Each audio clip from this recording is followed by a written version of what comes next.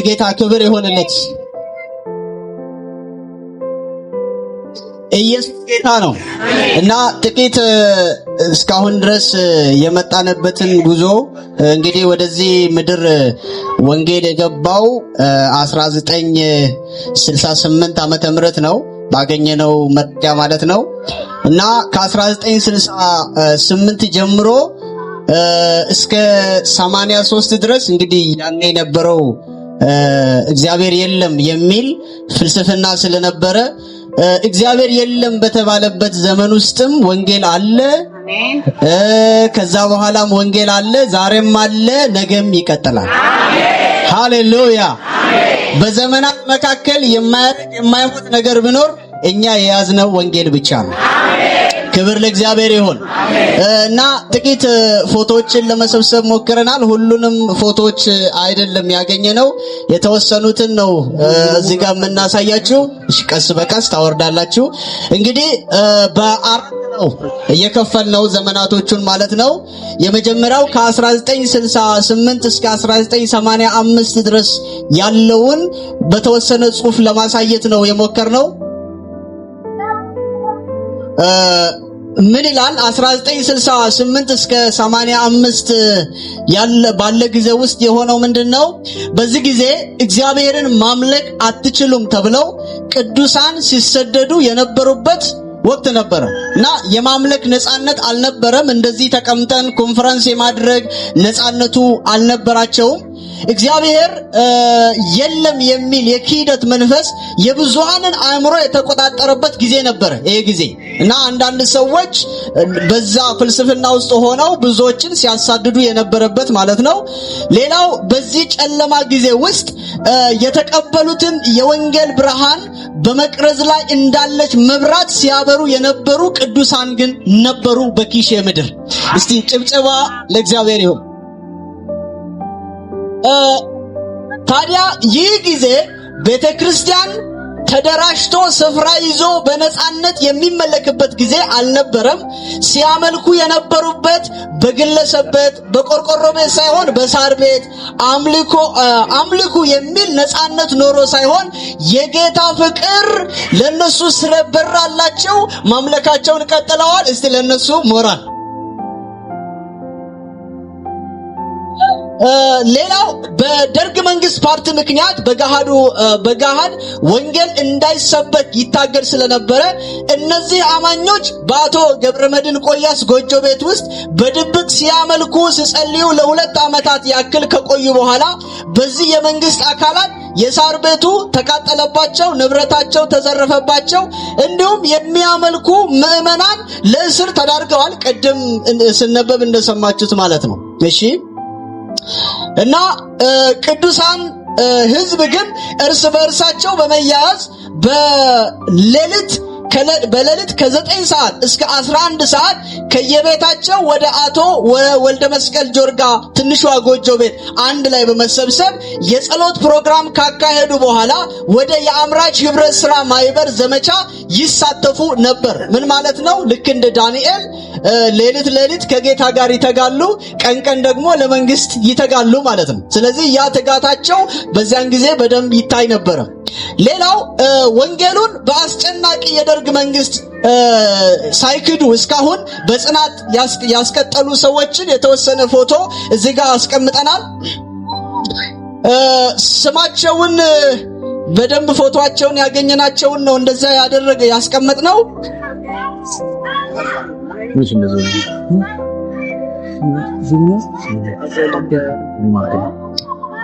እሺ እዚህ ጋር የምታዩዋቸው እንግዲህ የተወሰኑት አሁን ዛሬ አሉ። አቶ ገብረመድህን ጆርጋ፣ አቶ ወልደ መስቀል ጆርጋ፣ አቶ አብርሃም ጆርጋ ነው። እዚህ ጋር ምናልባት ስተት ተፈጥሯል። አቶ ሲሜ ጆርጋ፣ አቶ ኃይለ መስቀል ዘመን፣ ወይዘሮ ብራነች ማሞ፣ አባ ጆርጋ ዋጂ። እንግዲህ አባ ጆርጋ ዋጂ ያኔ በመጀመሪያ ልጆቻቸው ሲመጡ ወደዚህ አልነበሩም፣ ግን ከዛ በኋላ እነሱ ከመጡ በኋላ ልጆቻቸውን ተከትለው ወደ ኪሼ ምድር እንደመጡ ነው ታሪክ የሚናገረው። እና ሌላው ደግሞ ወይዘሮ ታሪክ ሮጌ አለች። እዚህ ጋር ደግሞ አገልጋዮችን ለማስቀመጥ ሞክረናል። ማለት ወደዚህ ወደ ኪሼ ምድር እነዚህ እንደ ሳምፕል ነው የተቀመጡት። እነዚህ ብቻ አይደሉም፣ ብዙዎች ሲያገለግሉ ነበሩ። በዛ በስደት ዘመን ውስጥ ስደቱንም ተቋቁመው የገጠሩንም ጭቃ ተቋቁመው ወሬ ተቋቁመው እስራቱንም ተቋቁመው ሲያገለግሉ የነበሩ ብዙዎች ናቸው። ከዛ ውስጥ ግን እንደ ሳምፕል ፓስተር ደርቤ የዛሬ ዓመት በተደረገው ፕሮግራም ላይ እዚህ መተው የነበሩ እና አዳነሽ ማሞ ዛሬ ላይ ወደ ደቡብ አካባቢ ነው ያለችውና እሷም ስታገለግል እንደነበረ ነው የምንረዳው። እነዚህ ደግሞ አንድ ላይ ሰብሰብ ብለው እዚህ ቅጥር ግቢ ውስጥ ነው ፎቶውን የተነሱት። እነዚህ ሰዎች ዛሬ እዚህ ጋር የምናያቸው ናቸው፣ እዚህ ጋር የምታዩዋቸው እና ወንጌልን እነዚህ ለኛ አስረክበዋል። እዚች ጋር የሆነ የምታዩት ነገር አለ እና ዛሬ ላይ ሜባ መሰብሰቢያ ዘመናዊ ሆኗል። ያን ግን በእንዲህ መልክ የተሰራች ሙዳይ ናት ሜባ ሲሰበስቡ የነበረውና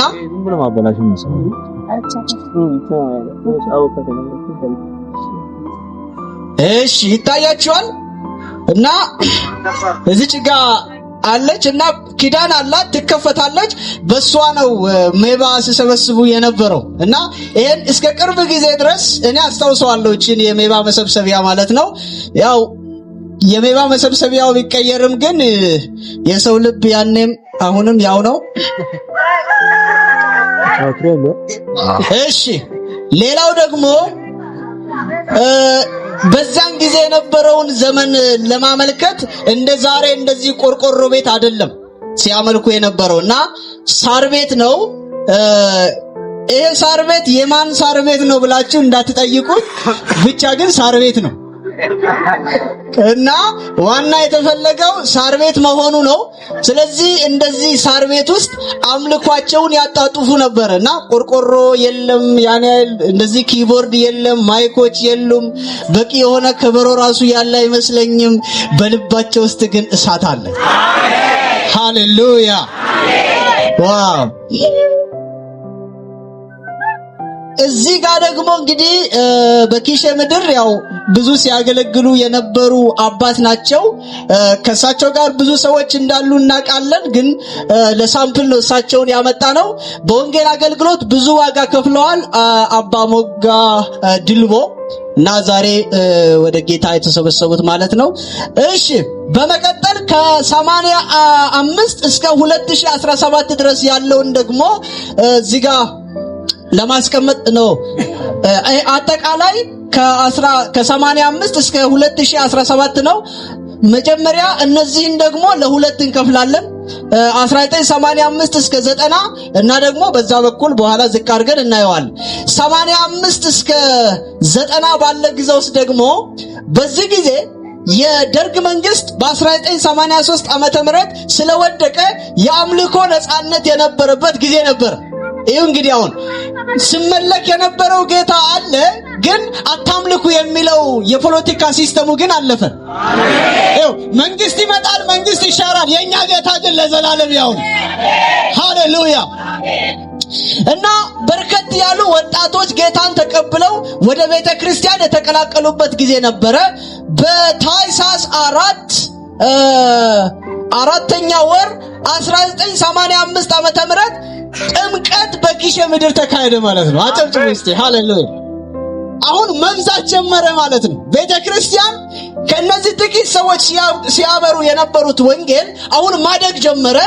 የመዝሙር አገልግሎትና የመዘምራን አደረጃጀት በአዲስ ምዕራፍ የተጀመረበት ወቅት ነበረ። ከ85 እስከ 90 ማለት ነው። አሁን ወጣቶች ገብተዋል፣ ጥምቀት ተካሂደዋል፣ ኮየር ተደራጅተዋል። ሃሌሉያ! ለዚህ ጌታ ክብር ይሁንልን። ሌላው በመቀጠል ወንጌላዊ ቦጋለ ቡቼ ከወላይታ የመጣበት ወቅት ነበር። ይሄ ጊዜ ለማገልገል ወደ ኪሼ የመጡበት ወቅት ነበረ። የቤተ ክርስቲያኒቱ የአምልኮ አደረጃጀት ለመጀመሪያ ጊዜ ከሳር ቤት ወደ ቆርቆሮ ቤት የተለወጠበት ወቅት ነበረ። ብሩም ወርቁም የእግዚአብሔር ነው። አሜን ነው። እግዚአብሔር የሌለን ነገር እንዳለ አድርጎ መጥራት ይችላል። ሌላው በቤተ ክርስቲያኒቱ ለመጀመሪያ ጊዜ የአደባባይ ኮንፈረንስ የተደረገበት እንደዚህ በአደባባይ አቁሙ የሚል የለ፣ የሚያሳድድ የለ፣ ወጣቱም አባቱም እናቱም እንደፈለገ ምዘልበት። ሃሌሉያ። ሌላው ከኮሪያ የመጡ የጸሎት ቡድኖች ጉብኝት ያደረጉበት ወቅት ነበረ። ይሄ ጊዜ ማለት ነው። እዚህ ጋር ይታያችኋል። እዚህ ጋር የመጀመሪያው የዚህ ቸርች ኮየር ልብስ ነው። ቀይ ልብስ ለብሰው ነው እና በዚህ ነበር ሲያገለግሉ የነበሩ እና አንዳንዶች ራሳቸውን እያዩ ነው እዚህ ውስጥ። እዚህ ጋር ጉታማም አለ፣ ማርያምንም አይቻለሁ፣ ሌሎችም እና ታድም እሷም አለች፣ ሰላምም አለች። እሺ እና ይሄ የመጀመሪያው የኮየር ልብሳቸው ነው ማለት ነው። እዚች ጋር ደግሞ የምታዩት ሞሎዲካ አለች እና እቺኛው ሞሎዲካ ያኔ ፈረንጆች ናቸው ያመጡት አይ ቲንክ። እና በዚህኛዋ ሞሎዲካ ነበር ኮየርም አምልኮም ሲያደርጉ የነበረው እና እቺን መሳሪያ ያው ስንጠቀምባት ነበር ለማለት ነው እዚህ ጋር ያመጣናት ማለት ነው። እሺ ከ1991 እስከ 2000 ደግሞ ምንድነው የተከሰተው? እዚህ ጋር እንደምታዩት አሁን ቅድም እዚህ ጋር ኮየር ተመሰረተ ብለናል። ይሄ ኮየር ደግሞ መዘምራን ከኤ እስከ ሲ፣ ያ ማለት አሁን መዘምራኑ ራሳቸው ክፍል በክፍል መብዛት ጀመሩ ማለት ነው። ይሄኛው ቡድን ኤ ቡድን አለ፣ ቢ ቡድን አለ፣ ሲ ቡድን አለ። ስለዚህ ከኤ እስከ ሲ የተደራጀበት ጊዜ ነበረ። መዘምራን ከሰው መዝሙር ተለቀው የራሳቸውን መዝሙር ማገልገል የጀመሩበት ወቅት ነበረ። ፍሬ መውጣት ጀመረ፣ አምልኮ መውጣት ጀመረ፣ ዝማሬ መውጣት ጀመረ። ክብር ለእግዚአብሔር ይሁን። ሌላው የቀቀሮ ገነት ቤተክርስቲያን ሁለት ልጆችን ከራሷ ልጆች ጋር በጊታር አሰልጥና እና አስመርቃ ለቤተ ክርስቲያን ዘመናዊ የሙዚቃ መሳሪያ ወይም ጊታር የተገዛበት ወቅት ነበረ። ከዚህኛው ሞሎዲካ ወጥተው አሁን ዘመናዊ ጊታር መምጣት ጀመረ ማለት ነው። እሺ የተለያዩ የትምህርት ቤት ፕሮግራሞች ለምሳሌ አበኪማ፣ ትመማ፣ መቅማ፣ በመልካምነት ማደግ የመሳሰሉ ትምህርቶች በከፍተኛ ጉጉትና ናፍቆት በብዙ ተሳታፊዎች ይጠኑ የነበረበት፣ ያ ማለት አሁን ነርቸር ማድረግ ተጀመረ፣ ማደግ መብሰል ተጀመረ፣ ቃል መራብ፣ ትውልዱ ቃል መብላት የጀመረበት። አሁን ከዚህ ጅማ ወጥቶ አንዳንዱ አዲስ አበባ አንዳንዱ ወደ ደቡብ ከመበተኑ በፊት የእግዚአብሔርን ቃል እዚህ ሲመገቡ የነበሩበት ጊዜ ነበረ። ሌላው የቤተ ክርስቲያኒቱ ሽማግሌዎች፣ እናቶች፣ ወጣቶች፣ መዘምራን፣ ምዕመናን ከወንጌላዊ ቦጋለ ቡቼ ጋር ወደ ጌጣ ሻዋ፣ ጌጣ ቃቄ፣ አላሞ፣ ዲምቱ፣ አዲዮ፣ ቦቃ እየተንቀሳቀሱ ወንጌል የሰሩበት ወቅት ነበረ። ኪሼ ላይ ነበረ ሲንቀሳቀስ ቅድም ምስክሩ እንደሰማችሁ። አሁን ደግሞ ወደ ተለያዩ ቦታዎች ወንጌልን ተንቀሳቅሰው መስራት የጀመሩበት ጊዜ ነበረ። እስቲ ለዚህ ጌታ ጨብጭቡ። ሃሌሉያ። ሌላው የሮቦት ቃለ ሕይወት ቤተክርስቲያን የመዘምራን ደንብ ልብስ የተመረቀው በሐምሌ 25 1999 ዓመተ ምህረት እንደሆነ ያው ምቺ መረጃ ስላገኘናት ነው ያስቀመጥናት። ያ ማለት ቸርቾች መተከል ጀመሩ ማለት ነው። ኪሼ ላይ በስተዋል ማለት ነው። የተራራ የጸሎት ፕሮግራሞች ይካሄዱ ነበር። አሁን በነጻነት ተራራ ወጥቶ መጸለይ፣ አባቶች አንድ ላይ መሆን ተጀመረ። የመንፈስ ቅዱስ ስጦታዎችን የመጠቀም ሪቫይቫል የታየበት ወቅት ነበረ። አንድ ወቅት ወደ ዲላ ኢቫንጀሊካል ቃለ ሕይወት ሚሽን ቲዮሎጂ ኮሌጅ የተላከበት ወቅት ነበረ። ያ ማለት ነው ሰዎች ከዚህ ሄደው ለመማር ማለት ነው ለመማር ወደ ኮሌጅ የተላኩበት ወቅት ነበረ። እስቲ ከፍ አድርጉ። እሺ እዛች ጋር እንግዲህ ጊታሯን ያስቀመጥነው ቅድም እዚህ ጋር ሞሎዲካውን ስላስቀመጥን ነው። በእንደዚህ አይነት ጊታር ሲንገለገል ነበር በሚል ነው ጊታሯን ያስቀመጥነው። ከ2000 እስከ 2017 ደግሞ ጥቂት ለማሳየት ያክል በ2001 አዲሱ የአምልኮ አዳራሽ የተሰራበት አይ ቲንክ ይሄ አዳራሽ ከመኖሩ በፊት እዛ ጋር ሌላ አዳራሽ የነበረበት ጊዜ ነውና ሌላ የአምልኮ አዳራሽ የተሰራበት ነው። 2002 የወንጌል ማህበርተኛ የጸሎት ቡድን ተቋቋመ። አሁን ላይ ከኪሼ አልፋ ቃለ ሕይወት መመስረት በኋላ ቀቀሮ ገነት፣ የቤተል ቃለ ሕይወት፣ የሮቦት ቃለ ሕይወት፣ የምስጋና ቤተክርስቲያን፣ የኪሼ ኤፍቢአይ ቤተክርስቲያን፣ የጎጀብ ቃለ ሕይወት ቤተክርስቲያን በዙሪያዋ ተመስርተዋል። ለዚህ ጌታ ጨብጭቡ። ሃሌሉያ። ኦኬ። የኪሼ ቃለ ሕይወት ቤተክርስቲያን በዚህ ሁኔታ እየቀጠለች ብዙ ትውልድ እያፈራ ወደ ተለያዩ ሀገሮች ልጆችን ስታወጣ ቆይታ በግንቦት 1 ይህንን ፕሮግራም ታስተውሳላችሁ። በግንቦት 1 እስከ 3 2017 ዓ.ም ትውልዱ ያደጉበትን አባቶችና ቤተክርስቲያኑን ለማገልገልና ለማመስገን ታላቅ ድግስ አዘጋጅተው አባቶችን አመስግነዋል። መቼ ነው? የዛሬ ዓመት ማለት ነው። እዚህ ጋር ደርሰናል እንግዲህ።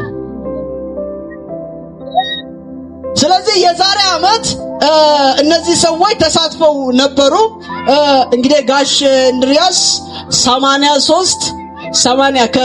እስከ 90 ውስጥ እየመጡ ሲያገለግሉ ከነበሩት እሳቸው ስለሆነ የተወሰኑ አባቶችንም እዚህ ጋር ስላየን ነው ያመጣ ነው። እዚህ ጋር ቦጋሌም አለ።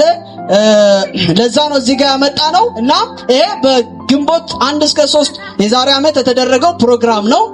የሚቀጥል ደግሞ ራእይ አለ። አሜን። ሃሌሉያ። ወንጌል በኪሼ ላይ ይቀጥላል። አሜን።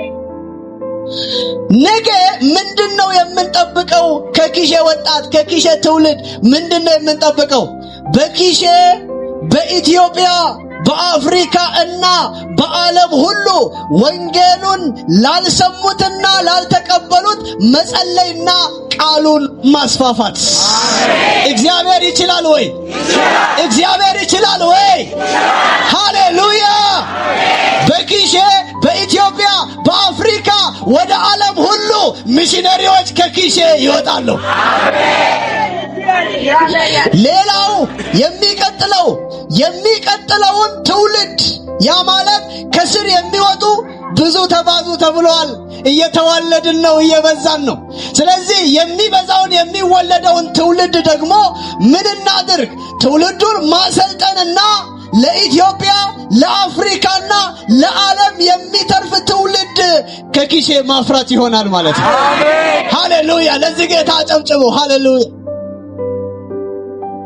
ይህንን በእምነት ነው ያስቀመጥነው።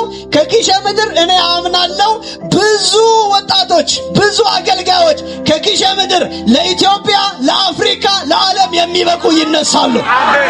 ደግሜ እናገራለሁ። በኪሼ ምድር ብዙ መምህራን ይነሳሉ፣ ብዙ ሰባኪዎች ይነሳሉ፣ ብዙ ነቢያቶች ይነሳሉ። ስለዚህ በኪሼ የ50 ዓመት በኪሼ ምድር የነበረው የወንጌል አካሄድ ወይም የወንጌል እንቅስቃሴ አካሄድ ባጭሩ እዚህ ጋር እንደምታዩት ለማሳየት ሞክረናል። እንግዲህ የነገውን ደግሞ ትልቅ ራእይ ነው ያለን። ለነገው ደግሞ እንጸልይ። እግዚአብሔር አምላክ ይባርካችሁ። ወደ ቀጣዩ ፕሮግራም እንሄዳለን። አመሰግናለሁ።